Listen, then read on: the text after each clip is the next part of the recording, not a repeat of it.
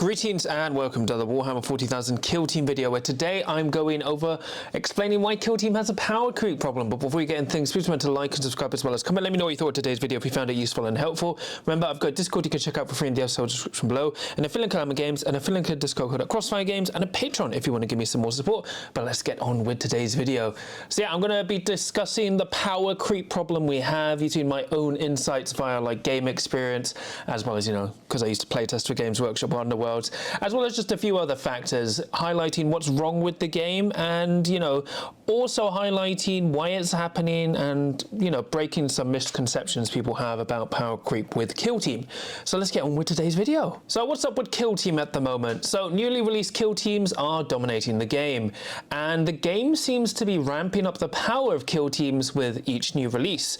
We found when Kill Teams drop, they've been strong, but way stronger than we've had before, and it's now starting to stack and cause really bad effects for Kill Team as a whole. Games Workshop is also taking too long to hit these strong overperforming teams. For example, teams like Hierotech and Warp Coven were dominating the game for like effectively nearly a year, but more so when it came to teams like Sanctifiers, a team everyone thought was going to get hit on the first or maybe second balanced data slate, ended up taking about 7 months before getting reined in fully. And now it's starting to turn players off the game because people are just getting sick of the level of power creep that we have at the moment with Kill Team. And this hasn't been the norm for Kill Team previously. You know, we've always had at least 1 to 2 Kill Teams every year that have proven to be like, you know, the abject from the norm, way too strong, warping the game around them. But we've never had it in such a close, quick succession before.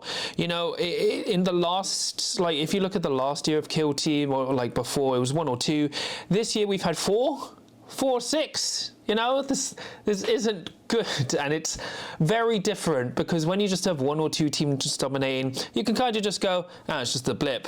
When you have more than 4, you have to go like, what's going on? So when did it all start? So since Blood and Zeal, either one or both Kill Teams that have been released in a new box set have been broken, pretty much, resulting in 6 of the last 8 factions being released being broken when they dropped.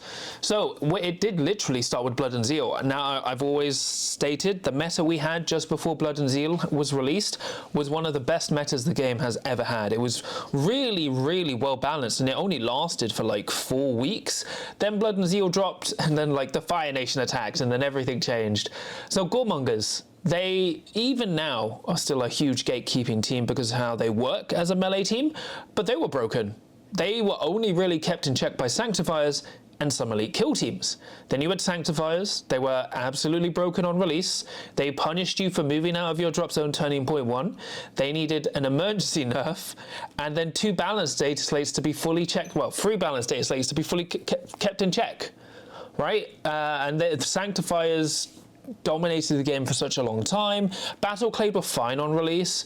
Raveners were initially fine, but then because they can just hide out of line of sight and like off the table, and then especially with Approved Ops 2024, which they were tested with, they found with Implant they could have this very strong uninteractive game, so they were proven to be very too strong as well.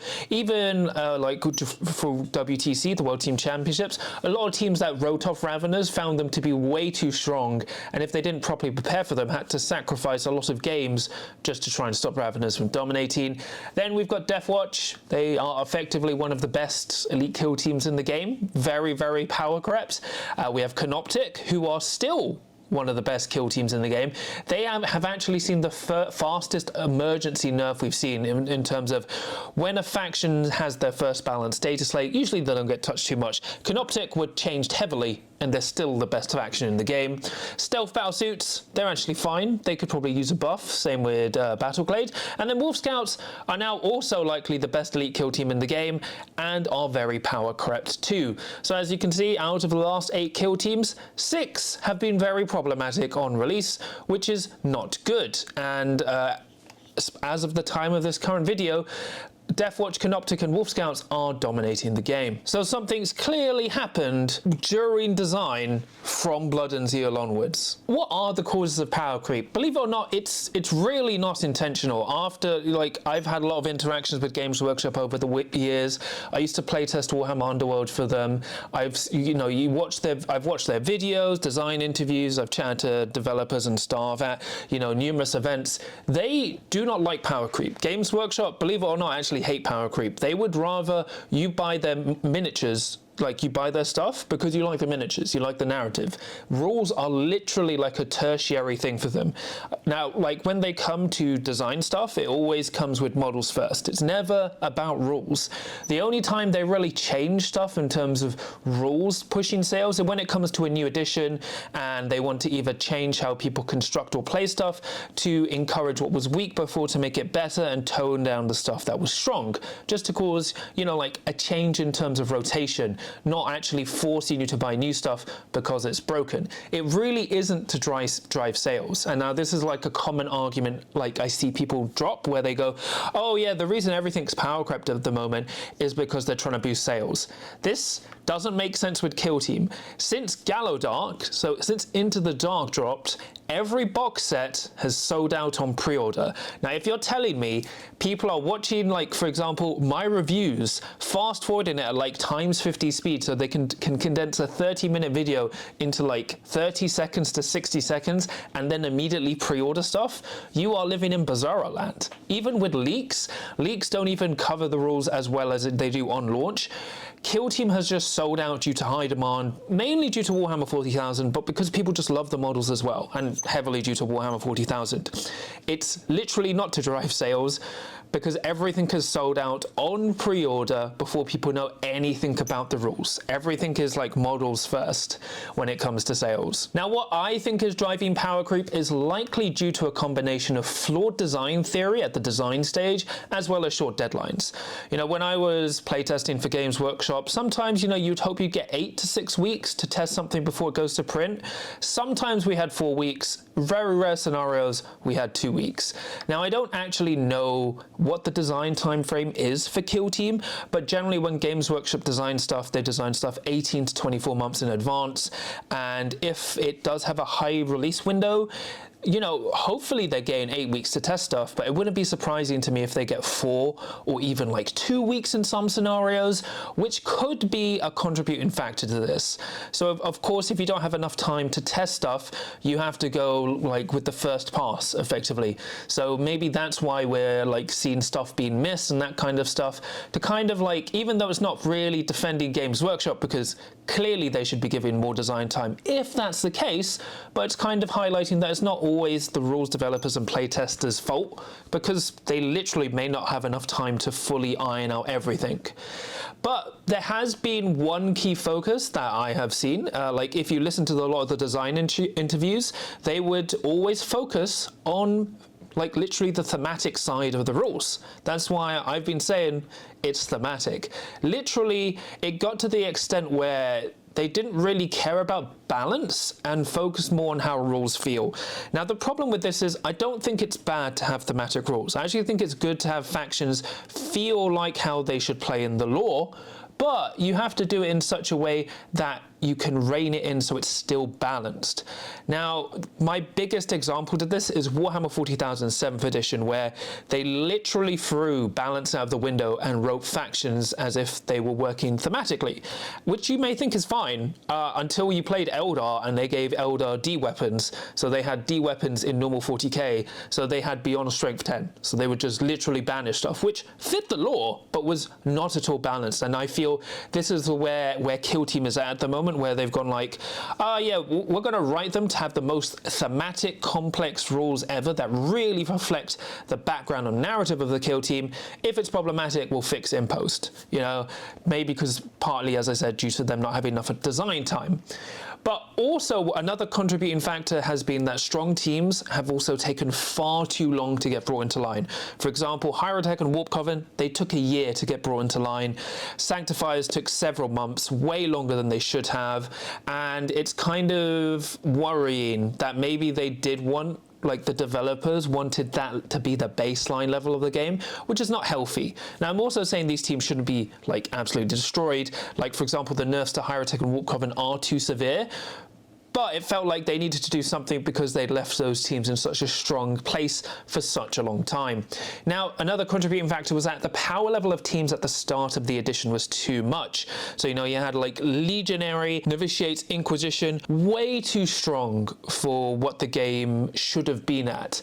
And another way this may have happened is like, because all these teams would have been designed around the same time frame before wider people had some feedback, it seems like they internally knew the factions were too powerful, and instead of just trying to write balanced factions, they tried to match the power level of like stuff we saw with on-launch Legionary, Warp Coven, Inquisition, which is not a way to approach game design. Like, they really, if they were going in that direction in terms of trying to keep everything broken, that's not what they should have done. They should have just written stuff to keep it more in check. But again, that's another reason why we may have such strong teams at the moment. And then also, this is just a general problem with the game at the moment. There's too many ceaseless/massed rerolls.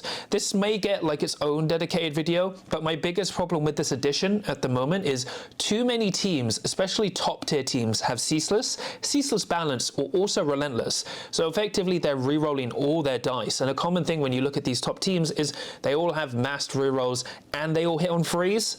Like, so they just kind of become too reliable when they attack compared to other teams that don't have this, and the power creep of rerolls has been really bad for Kill Team. So this is something I hope they remove next edition, but these are all the contributing factors. So how is power creep negatively affecting Kill Team? The newly released teams are far too strong compared to prior release teams, even from the stats. Like, looking at the past stats recently, we've never seen teams dominate as hard as we've had for Canoptic, Wolf Scouts, Deathwatch, even Sanctifiers. Like, this is an unprecedented level of dominance, and if you're playing an older team, it's really hard to like keep up. Players also aren't really self-comping anymore. When we saw Sanctifiers, like with the Blood and Zeal release, people kind of like reined it in a bit, and then since then, when you saw Games Workshop not really touching teams like Sanctifiers for ages, people just kind of like, well, I guess it's safe. So now everyone is just jumping on the bandwagon. And of course, there's nothing really wrong with players like meta chasing. I don't think there's a problem with that. Never blame the players as long as they are able to acknowledge the teams they are playing are broken. Now, if someone's playing like a power creep team and saying they're fine, then that's a problem because they're just being in denial. But otherwise, you know, especially with tournament season, you can't really expect players to self-comp when you've got big prizes on the line. Now, and the other issue is if you want to have a playable experience / do well at events, you have to run these power creep teams because they're so strong, they're in a league of their own, and if you're not playing them, the game isn't fun. The game is only in a playable experience if you're playing these top tier teams against other top tier teams, which lowers the faction pool from about 48 factions down to like 6. Which is really bad. But also, you know, when you've got players going to pay to go to all these events, no matter where they are, you can't really blame them from running these teams just to ensure they're not wasting their money. And then players are just getting burned out facing these teams because it's not fun. If you are not keeping up with these teams, it's really almost impossible to play, and it's not fun. Now, we could see event attendance drop off as well as in casual games. Now, we're probably going to see some event loss, like player loss anyway, just because it's winter and we're just out of tournament season. It's just finished. It'll pick up generally in May. But from when I've been talking to people both online, offline, at events, people are really getting sick of the state of the game. They're tired of these very strong kill teams, and they feel like if they want to compete, they have to buy these new teams or make them and play them to have a chance, which hasn't been how the game has usually played.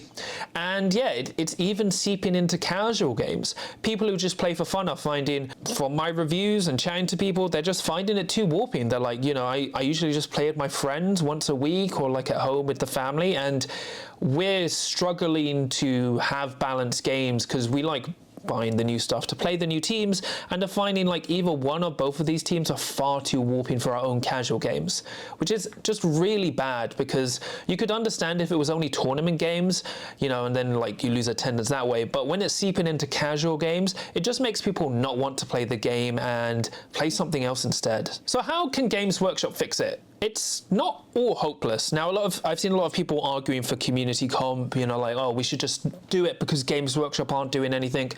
I don't agree. I don't think it's that bad yet. Yes, the power creep situation isn't great, but I don't think we need to start making our own balance changes yet. Games Workshop can fix it by quickly hitting these new teams. So as I said, the January balance data slate has a lot of work to do, and that will kind of dictate what I feel about the game based on what they do or do not do. So for example, like Games Workshop really need to do something about Wolf Scouts. Like, we know they're going to hit Canoptic, which is good. Canoptic getting hit, that's fine. They're probably going to touch Deathwatch, but if they do what they've been doing previously, where they've just refused to touch newly released kill teams, even if they've been released 2 months before balanced data slate, then it's not going to be good. But we'll have to see what happens in the January balanced data slate. They probably also need to drop emergency balance data slates to nerf only the problematic teams. So if you watch with 40k, who unintentionally does balancing much better than Kill Team right now, is once they've done a balanced data slate, if an army is still dominating the game or detachment or whatever, in a month, they'll just change it. They'll just go like, look, we did the balanced data slate like 4 to 6 weeks ago. It wasn't enough. We're releasing an update specifically for these factions or this faction just to rein it in so the game's in a playable state. I really think this is where Kill Team is unfortunately at the moment, where, like, for example, we shouldn't have to wait till January for Canoptic to be toned down. Canoptic are not a fun team. They are way too strong and way too dominating. It's kind of silly. Even after World, seeing how well they did, we have to wait till January, so another month, well, 6 weeks from now, just to have them reined in. Like, we really should start getting emergency balance data slates in between like fixed slates, just to bring down these teams, which currently they seem hesitant to do. And they also, as I said, need to be not afraid to hit teams early. Or just like keeping them prolonged for too long. Now, I see some people say like that we should just buff everyone to make like so they all have the same power level, so they're all too strong, which I completely disagree. If you bring up all the other factions in the game to match the current dominating factions, the game will be in an unplayable mess. And you've seen it, like I can reference where it's been done in other games. Like, for example, the biggest one I can think of recently is Tekken 8, where they made everyone broken and it just drove everyone away because everyone was like, I can't play a game because every character is absolutely broken. It's not the way to balance the game. And as I said, if you exclude the 3 most recently released teams, the game is in a great spot. So we really don't need to buff everyone to this, like to the moon. And another good point to highlight what Games Workshop has done, they did hit Canoptic very early and severely for a new faction. For a new faction, Canoptic were hit the hardest we've seen for Kill Team, which is a good thing. They hit several aspects of Canoptic. Unfortunately, it wasn't enough, but I think it's a good sign to help show that it's not all doom and gloom. Games Workshop are working, and hopefully they can see that based on community reaction and how bad the game is at the moment, they can hit harder and more frequently when it comes to these balance changes. Because, you know, it is frustrating to have a lot of balance changes in quick succession, but if it means we get a much more balanced and healthy game to play, everyone will rather have that than just this 3-month to 6-month period of just unplayability that the game currently is in. So yeah, it's not all doom and gloom. As I said, ignoring Deathwatch, Canoptic Circle, and Wolf Scouts, the meta is in a great spot. Like, the game really is actually quite healthy at the moment if you remove those top 3 teams. When you're playing other factions against each other, the game's in a great spot. Games Workshop has begun nerfing consistently strong teams more severely, along with buffers, but like more buffs for weaker teams. Now, they have hit some of these teams too severely, for example with Hyrotech and Warp Coven, but I think in that situation they were like, we left them too strong for too long. but they can just rein that back a little bit, tiny bit. But they seem to be recognizing the mistakes they've left the game in. Also, Approved Ops 2025 has been a great addition to the game. Like, I hate the initiative system. The initiative system sucks. But the new Crit Ops and Tac Ops have really made the game a lot more fun and interesting.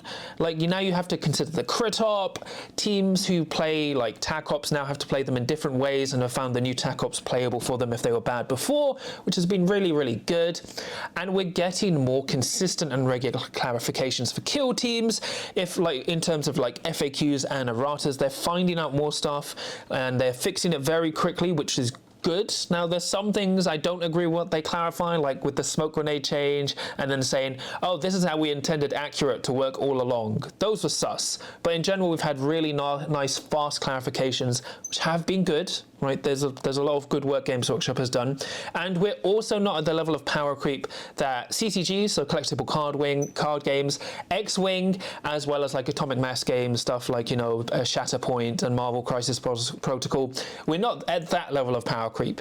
Now, while it is annoying for Kill Team, we're not at this point where you have to buy like a pack for a single card so you get a specific rule set to use, or you're buying a Kill Team for a specific model to use in the rest of your Kill Team because there's no list building, right? Which all these other games have, and is much, much worse than Kill Team, because you still only need 1 to 2 boxes to play with a Kill Team. So overall, there's still a lot of positive aspects to the game, despite all the power creep we've been experiencing. So for the power creep overview, unfortunately, the game is in an unprecedented trend of just consistent power creep, to the point where I myself am now dreading new releases. Before, it was kind of easy. You would just go like, oh, it's only melee teams that are broken, right? And you get 1 or 2 melee teams a year and you just go like, you know, what a surprise. Now it's kind of like, I'm looking at the next box, and I mean, I very highly doubt there's no way that the Murder Wing, when you've got 6 jump pack Space Marines, aren't going to be incredibly strong. And because of the tradition when it comes to sisters like teams, the sister battle team I think will also be broken. I think that this is going to be like a Blood and Zero release where both teams are just way too strong, and this is the kind of thing, it's really unfortunate the game is in that state right now, where even when we have no idea what the rules are going to be for the new teams based on past releases, we're now just going, well, one or both of these are going to be broken, because as I said, in the last 8 kill teams, 6 of them have been broken on release, which is not great, not really great at all. But in defense of Games Workshop, this is likely due to short design timeframes. Now, this isn't really defending Games Workshop as a whole, but more like the Kill Team, the play testers and the designers. So this may be something outside of their control. But also there has been a consistent shift on focus to overly thematic rules over a balanced experience. And, you know, it is a shame to see, because you don't want to dread having these new teams, and the power of these new teams are so warping, it's affecting how they dominate the game based on stats, and it's seeping even into casual games. So people who aren't even playing at tournaments are feeling in their own games that the new teams are too strong to play with their friends or family. But to cover more good stuff, Games Workshop is getting faster with nerfing stuff for Kill Team. Obviously, we'd like to be in like where 40k is at, where if something is consistently broken, they'll drop emergency balanced data slates. The benefit 40k has is they have way more players and they get far more stats far more quickly than we do for Kill Team. But there's you know, you don't just need stats to show that something's broken. So, you know, you can clearly tell when some things are released that they're just going to be a problem. You don't need to wait for stats to go, oh, this is now we have the okay. And Games Workshop need to work faster at hitting these problems, but it's not great. Like, it really isn't. Now, another positive thing that is if you ignore, for example, at the moment, Wolf Scouts, Canoptic Circle and Death Watch, you ignore those 3 teams, the meta's in a great spot. And it's actually really playable. So as long as Games Workshop can quickly rein in these new overpowered teams, then we can go back to having a great game. Like, Kill Team at its core is still a skill-based game, but the problem you find, these new teams are so powerful that they can overset. Like, they are more, they bridge the gap between skill because they're so whoopingly strong. But the reason I'm doing this video is not just to highlight and go, haha, the game is in a terrible state. No, I like love Kill Team. It's still my favorite game. I still think it's the best game Games Workshop make. I would just wish we go back to a level that's more refined and toned down, because as I said, when I'm playing the game and I'm not either playing or playing against like these new power crap teams, it's really in a good spot, and there's still so much skill expression. As I said, Approved Ops 2025 has been a great thing. It's helped like showcase player skill more. It's rejuvenated the game for a lot of weaker factions. It's made the crit op more important, so you don't just focus on the tac op. It's really engaging. So like the core skeleton and the core foundations of the game are still great. It's just these new building blocks they keep adding on with factions, which have become problematic. But, you know, as we've seen with Canoptic Circle, they are hitting factions quickly and faster than they used to before, more severely. So hopefully the balanced data slate in January fixes a lot of issues the game has, but we'll wait and see. Like, the only thing is, if they've realized that there is a power creep problem with Kill Team, it really won't be, we won't see, like, they're already on the new edition. In terms of design space. So this is the problem.